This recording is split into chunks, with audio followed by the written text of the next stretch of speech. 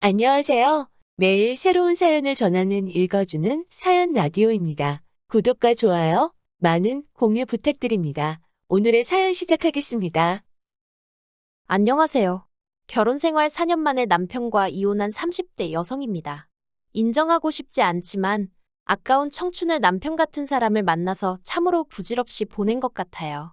물론 눈에 넣어도 아프지 않을 우리 딸을 생각하면 엄마로서 이런 말을 한다는 게 미안하지만 처음부터 남편을 만나지 않았다면 우리 딸도 이렇게 이혼 가정이니 편모 가정이니 그런 소리 들으며 자랄 필요도 없었을 텐데 그래서 더 미안한 마음만 드네요. 솔직히 이혼을 결심하기까지 그 과정이 쉽지만은 않았습니다. 이혼녀라는 딱지를 달고 혼자 딸을 키울 생각을 하니까 눈앞이 캄캄했거든요. 남편한테서 양육비나 제때 받을 수 있을지 그것도 걱정이었고요. 그래서 비록 제가 안정적인 직장을 다니고 있기는 했어도 몇 푼이라도 더 받아내야겠다는 생각뿐이었어요. 사실 남편이 완벽한 사람은 아니었지만 그래도 이렇게 이혼까지 하게 될 줄은 몰랐습니다. 어떻게 보면 저희가 이혼하게 된 불씨를 던진 사람은 남편이 아닌 시동생이거든요. 그리고 시동생 이야기를 하려면 일단 남편 이야기를 안 할 수가 없네요. 제가 남편하고 처음 만났을 당시 저는 32로 저 하나 아껴주고 가정에 책임감이 있는 그런 남자를 만나 결혼하고 싶었어요. 그리고 제 눈에는 남편이 딱 그런 사람으로 보였습니다. 비록 모아둔 돈은 많이 없었지만 시어머니와 시동생들에게 다정한 아들이자 오빠였고 듬직한 가장 노릇을 하는 사람이었으니 자기 가정이 생겨도 최선을 다하겠구나 싶었달까요. 그런데 지금에서야 생각해보면 헛똑똑이도 그런 헛똑똑이가 없었네요. 남의 집 기둥뿌리는 뽑아오는 게 아닌데 그걸 뽑아왔으니까요. 남편은 이남일녀 중 장남으로 경제적으로 녹록치 않은 집안에서 자랐다고 들었습니다. 시아버지라고 불러도 될지 모르겠는 게 남편은 늘 그 사람이라고 칭하거든요.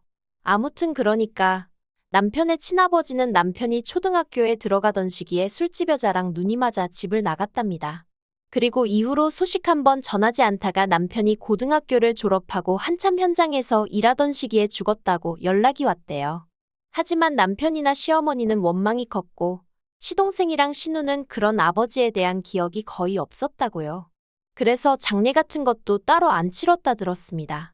그리고 저는 그 사연을 듣는 동안 가슴이 너무 아팠어요. 어떤 이유건 간에 집안에 가장 자리가 비어 있었으니 시어머니 혼자서 자식 셋을 건사하기가 쉽지는 않으셨겠구나 싶었으니까요.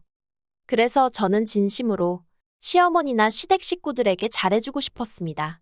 저는 남편과 달리 경제적으로 유복하진 않아도 화목한 가정에서 사랑을 받으며 자랐기 때문에 남편이나 시댁 식구들에게도 저와 같은 추억을 만들어주고 싶었달까요. 그래서 다른 사람들이 어려운 가정 형편에서 자란 남자와 결혼하면 같이 고생이라고 조언을 해줄 때도 솔직히 그다지 귀담아 듣지 않았습니다. 돌이켜 생각해보면 정말로 제가 어리석었던 거지요. 아무튼 그렇게 시어머니가 혼자 자식 셋을 키우셨는데 문제는 자식 셋을 너무 달리 대하셨다는 거예요. 일단 신우는 막내임에도 불구하고 딸이라서 그런 건지 솔직히 시어머니 속을 누가 알겠습니까만 어쨌든 차별을 엄청나게 당했던 모양이에요. 그래서 고등학교 졸업하자마자 독립하고 이후로 저희 남편하고만 간간히 연락하고 지내지 시어머니하고는 정말 남보다도 못한 사이로 지내고 있어요. 그리고 제 이혼의 시발점인 시동생에 대해서 이야기를 해보자면요. 대학 등록금부터 시작해서 자취비용은 물론이고 생활비에 졸업하고 취업한답시고 허비한 2년까지 전부 모조리 다 시어머니한테 받아 쓴 한심하고 철없는 인간입니다. 그리고 이걸 제가 어떻게 알게 되었냐면 시동생이 자기 입으로 자기는 그때까지 아르바이트 한 번 안 해봤다면서 무슨 자랑하듯 이야기를 했기 때문이지요. 그리고 시어머니가 당신 돈으로 당신 아들한테 해주신 건데 제가 열 올릴 입장은 못 되잖아요. 그래서 그냥 그랬냐.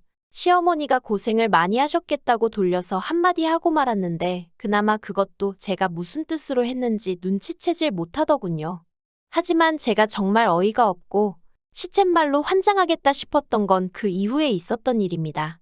사실 남편이 저에게 프로포즈를 했을 당시 모아둔 돈이 3천만 원 남짓밖에 없는 걸 알고는 꽤나 실망을 했었거든요. 하지만 이내 남편이 자기가 아무래도 장남이고 하다 보니 여러 가지로 신경 쓸 일이 많았다고 말하길래 그래도 사람이 솔직하고 가족을 위해 희생을 많이 했구나 싶대요. 그래서 그런 거라면 내가 이해해줘야 한다고 생각했습니다. 막말로 자기 가족을 모른 채 하고 자기 배만 불리는 사람보다는 100배 1000배 낫다고 생각했으니까요. 그런데 알고 보니까 돈을 못 모은 이유가 시어머니 사시는데 생활비를 보태드린 것뿐만 아니라 시동생이 출퇴근하는데 차가 필요하다고 해서 차를 사줬었다는 거예요. 정작 저랑 한참 연애하던 당시에도 남편은 차가 없었는데 말이지요. 게다가 그게 다가 아니었습니다. 시동생이 아침 저녁으로 운전하는 게 피곤하다고 얼마 안가 자취를 하겠다고 나왔는데 시어머니가 저희 남편더러 그 자취방 보증금을 해주라고 하셨다는 거예요. 그리고 바보 같은 남편은 자취방 보증금은 계약이 끝나면 돌려받을 돈이니까 괜찮다고 생각해서 해줬다대요. 이런 내막을 알고 나니까 젊어서부터 고생 많이 하신 불쌍한 시어머니라고 생각해서 저희 결혼할 때 단돈 100만 원도 안 보태주셨어도 불만 같은 거 전혀 없었는데 갑자기 대학도 못 간 아들이 새벽부터 밤늦게까지 현장에서 벌어온 돈 등골까지 빼다가 작은 아들한테 몰아주신 속도 없는 시어머니로 보이기 시작했고 그러니 괜히 원망스럽고 그렇더라고요. 그런데 이런 제 속내를 알 리가 없으셨던 시어머니는 저에게 여러 가지로 기대하시는 바가 많으신 눈치였어요. 그리고 저는 결국 그래 시어머니도 당신 나름의 사정이 있으시겠지 생각하고 기왕 한 가족이 되었으니 내 할 도리는 하면서 잘해야겠단 마음으로 시간이 날 때마다 그때그때 사정에 맞게 최선을 다해 챙겨드렸습니다. 이건 시어머니도 인정하시는 바이고 남편도 몇 차례나 저에게 고맙다고 말했을 정도니까 저만의 착각이 아니에요. 몇 가지 일례로 신혼 때 남편이 없는데도 무턱대고 저희 집에 오셔서 주무시고 가시겠다 하셨을 때도 자식들 다 내보내고 나니 외로우셔서 저러신가 보다고 그래서 싫다 좋다군 소리 없이 며칠이고 방 하나 내드렸고요. 연락도 없이 친구분들 모시고 오셔서는 여기가 당신 큰아들 집이라며 저한테 차상 좀 내오라 과일 좀 깎아라 하실 때도 시어머니 기 살려드린다 생각하면 이까진 일이 대수냐 싶어서 내내하고 시키는 대로 해드렸어요. 그리고 이후로도 생신이며 명절이면 없는 살림에 빠듯한 생활비 쪽에서 여행도 모시고 다니고 그 맏며느리 자리가 뭐라고 그래도 어디 가서 시어머니가 아들 며느리 이야기할 때 부끄럽지 마시라고 나름대로 최선을 다해서 모셨네요. 그런데 얼마 전 남편 생일이라 온 가족이 모인 자리에서 시어머니가 잠깐 자리를 비우셨을 때였어요. 시동생이 저더러 이제 자기도 돈 좀 벌고 하니까 시어머니 앞으로 경차라도 한 대 뽑아드릴까 생각 중이랍니다. 아무리 경차라고 해도 한두 푼 드는 게 아닐 텐데 대단하네 싶어서 그러냐고 잘 생각했다고 그랬어요. 그런데 시동생이 자꾸 저 아닌 제 남편 눈치를 살피는 것 같아서 무슨 꿍꿍이가 있나 싶더라고요. 그래서 식사가 끝나고 가족들이 다 각자 자리를 일어선 후에 제가 남편더러 아까 시동생이 눈치를 주는 것 같던데 뭐였냐고 물었네요. 이때만 해도 솔직히 분위기도 나쁘지 않았고 저도 남편한테 장난처럼 떠보듯이 물어본 거였어요. 그런데 남편이 신경질적으로 시동생이 경차해준다는 게 저희더러 같이 하자고 그런 거랍니다. 자기 반 저희 반에서 해드리자는 거였다나요. 어이가 없어서 그걸 왜 우리가 보태냐고 물었어요. 경차나마나 어머님 돈으로 이제껏 놀고 먹고 공부까지 다 한 게 누군데 그 덕으로 취직까지 했으면 자기나 조용히 알아서 선물을 하던지 하면 되지. 왜 우리더러 반을 보태라고 하느냐고 안 된다고 했습니다. 그리고 막말로 내가 사드리면 사드렸지. 시동생 효도하는데 무슨 좋은 일 시킨다고 꼽사리 껴서 반 보태고. 그렇게는 하기 싫다고 했지요. 그러자 남편도 제 눈치를 쓱 보더니 알겠답니다. 그리고는 그냥 그렇게 말이 나온 건데 저더러 뭘 그렇게 예민하게 받아들이냐면서 오히려 저한테 핀잔을 주대요. 이후로도 잠들 때까지 어이가 없었지만 그래도 이렇게 얘기가 끝났다 싶어서 저도 더는 왈가왈부하지 않았어요. 그런데 이틀이나 지났나 남편이 저더러 얘기 좀 하잡니다. 그래도 함께한 시간이 있는데 목소리만 들어도 얼굴만 봐도 대충 딱 느낌이 오더라고요. 그리고 아니나 다를까 남편이 한다는 말이 자기가 곰곰이 생각해봤는데 시동생이 효도할 때 같이 하는 게 뭐가 어떻냐입니다. 막말로 우리가 차를 사드릴 형편이 되는 것도 아닌데 이참에 같이 효도하면 오히려 좋은 거 아니냐대요. 그래서 제가 그러니까 왜 이 시점에 뜬금없이 어머님한테 차를 사드려야 하는 거냐고 따졌어요. 그랬더니 그 연세 되도록 자기 차 한 대 못 가져본 사람이 저희 시어머니밖에 없을 거라면서 저더러 시어머니가 지하철 타고 버스 타고 아들네 오는 걸 보면 가슴 아프고 그러지 않냐입니다. 정말 황당하기 짝이 없더라고요. 그래서 저도 가슴 아프고 말고 할 게 뭐가 있냐고, 다들 자기 형편에 맞춰서 사정에 맞춰서 사는 거지. 그리고 자동차라는 게 사기만 하면 거기서 끝이냐고, 보험료 내야지 유지비 들지, 기름값은 어떻게 하실 건데 하고는 막 따졌네요. 그러자 남편이 자기 어머니 형편이 어떻길래 그런 소리를 하냐면서 저한테 막 삿대질까지 하는 거예요. 그리고 그런 남편의 모습을 보고 있자니 진짜 깝깝하고 열받고 어처구니도 없고 저 인간은 속도 없나 싶어서, 당신은 그렇게 어머님한테 뒷바라지는커녕 제대로 된 대접도 못 받으면서 시동생한테 돈도 한 번 뜯겼으면 됐지 또 뜯기고 싶어서 그러냐고, 정말 뭐 느끼는 게 없냐고 화를 냈습니다. 그랬더니 결혼 전에 있던 일이고 못 받아도 자기가 못 받았는데 왜 네가 난리냐면서 오히려 저를 이상한 사람으로 몰아가더군요. 그리고 그 순간 저는 망치로 머리를 한 대 맞은 듯 했습니다. 저는 남편과 제가 평생을 함께할 운명이니까 남편 일이 제 일이고 제 일이 남편 일이라고 생각했으니까요. 그래서 남편의 힘들고 어려웠던 시절마저 제가 감싸주려고 했는데 남편 본인이 저더러 필요 없다고 말한 거나 마찬가지였지요.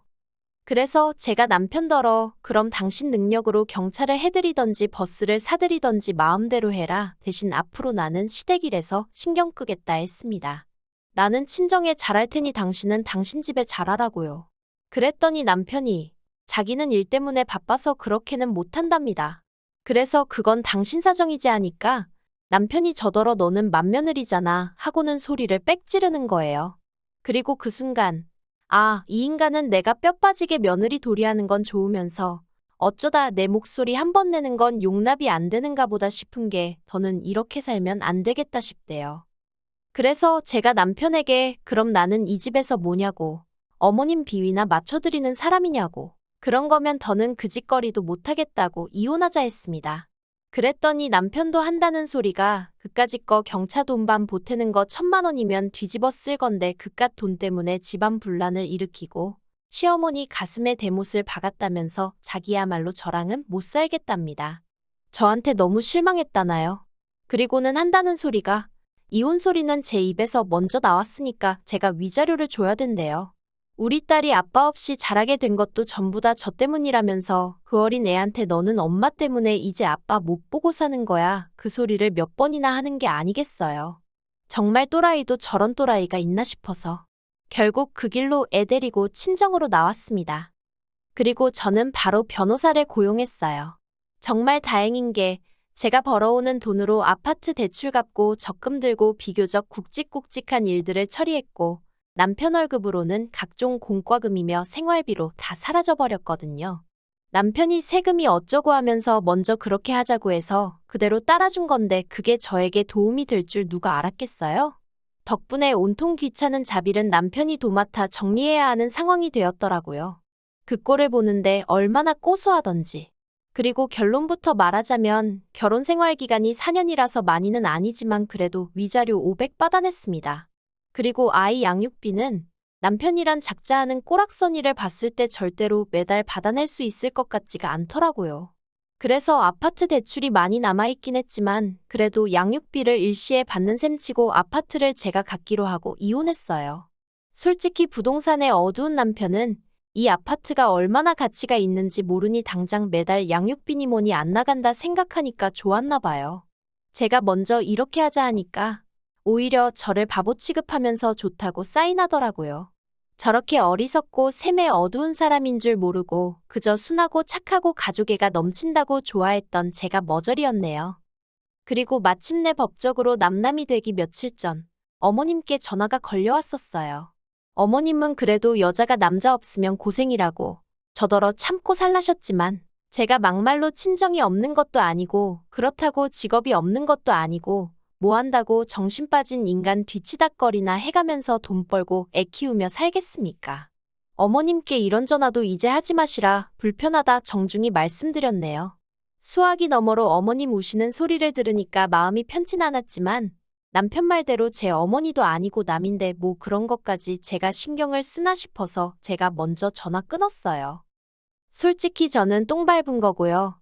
남편은 지발로 복을 걷어찼다고 생각해요. 이제 남편이란 작자는 보나마나 다시 매일같이 죽어라 돈 벌어서 남 좋은 일이나 시키며 살겠지요. 지 복대로 사는 거라 하니 제가 뭐 해줄 말이 없네요. 저는요? 저는 이제 인생 2막을 시작해보려고 합니다. 똥 한 번 밟아봤는데 설마 2번 밟겠어요? 조심 또 조심하면서 살아보려고요. 그러면 좋은 날이 오겠지요. 긴 이야기 들어주셔서 감사합니다. 오늘의 사연은 여기까지입니다. 구독과 좋아요, 알람 설정해주시면 앞으로 더 좋은 사연으로 찾아오겠습니다. 감사합니다.